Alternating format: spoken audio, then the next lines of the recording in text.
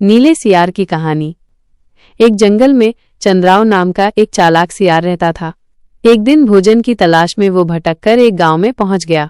गांव के कुत्तों ने जब उसे देखा तो वे उस पर भौंकने लगे और हमला करने के लिए दौड़ पड़े।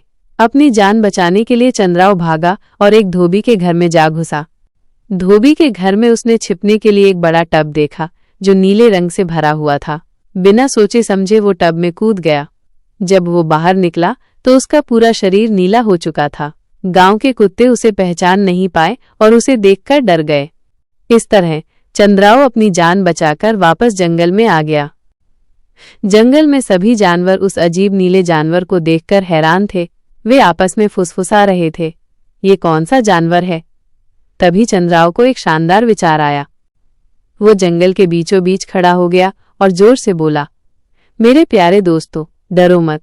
इस ब्रह्मांड के रचयिता ब्रह्मा ने मुझे अपने हाथों से बनाया है। उन्होंने मुझे तीनों लोकों स्वर्ग, पृथ्वी और नरक का राजा बनाया है। उन्होंने मुझसे इस जंगल में आने के लिए कहा है ताकि मैं तुम्हारा राजा बनकर तुम सबकी रक्षा कर सकूं। जंगल के सभी जानवरों ने उस पर विश्वास कर लिया। वे उसके आगे झुक गए और विनम्रता से कहा, महाराज, आपकी इच्छा ही हमारा आदेश है। इसके बाद चंद्राव ने सभी जानवरों की जिम्मेदारियां तय कर दी। उसने अपनी सेवा के लिए सबसे ताकतवर जानवरों को रखा। चालाक चंद्राव ने सभी सियारों को जंगल से बाहर निकाल दिया क्योंकि उसे डर था कि वे उसे पहचान लेंगे। शेर और बाघ नए राजा के लिए रोज ताज़ा मांस का शिकार करते थे। कुछ दिनों तक चंद्राव ने राजा बनकर सच में बहुत मजा लिया।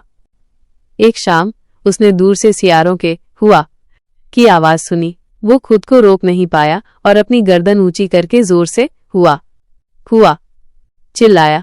जब जानवरों ने ये सुना तो वे हैरान रह गए।